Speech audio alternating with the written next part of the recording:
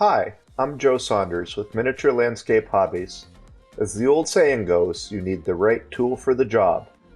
So in this episode, we're going to look at all the important and essential tools for building models.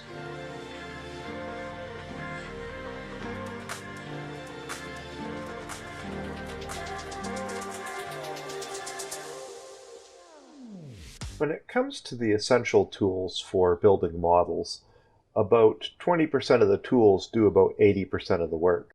So here we're going to look at the really important core set of tools that basically everybody needs in their model building toolkit. So the first thing I want to look at here is the sprue cutters or side cutters. So this is just a very simple set of side cutters. You can get these at a hardware store too, and they aren't necessarily specific to model building. The important part is that one side is a flat cutting surface, so it makes it a lot easier to cut the models off the frame without damaging them.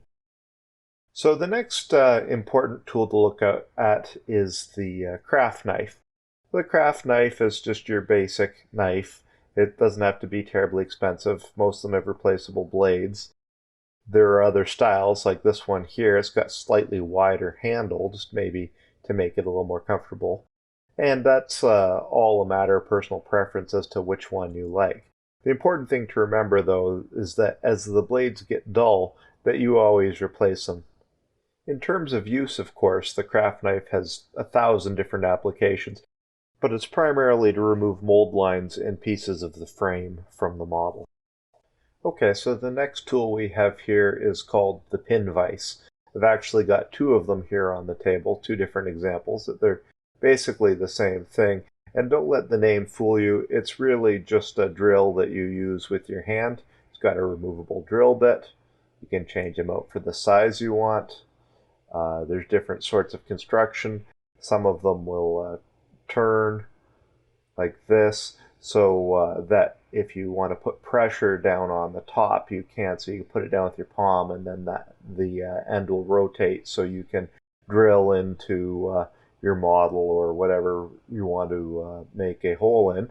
And then this is basically the same thing, but it's a double-sided one, just so you have two different drill bits at your disposal. So the uses for this are pretty obvious. You can just drill into the model to put a peg into it for mounting it to make it easier for painting, or to put a pin between pieces to make the join stronger. And next up here we have the needle files. So this is a small type of file, just like you'd use on metal, but in this case for plastic. Some have a rounded surface. There's different shapes to make it easier to get into different spots.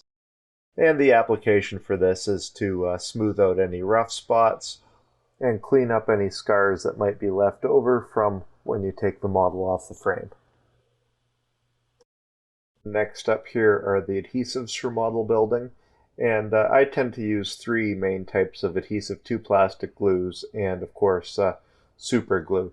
Super glue is used all that much anymore, but it is useful if you're gluing metal together or resin. Otherwise you're going to use this, which is thin-bodied plastic glue.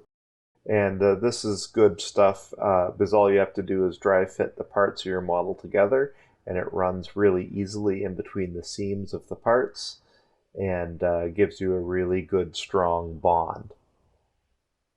So the last type of glue is good old-fashioned plastic cement, and this is basically the same thing as the thin-body plastic glue. It's just a little thicker and a little tackier. So if you need to build something where you want a stronger bond, like on the wheels of a vehicle, something that's going to take a little more pressure, this might be a really good option for you. And the last thing I want to touch on here is more just a point of terminology, and that's what this is. So this is the frame that your models are on, and in the model building line of hobbies, often you'll hear this referred to as a sprue. So that's the plastic mold injection frame with the parts on it. Sometimes that term throws new model builders for a loop, so just watch out for it.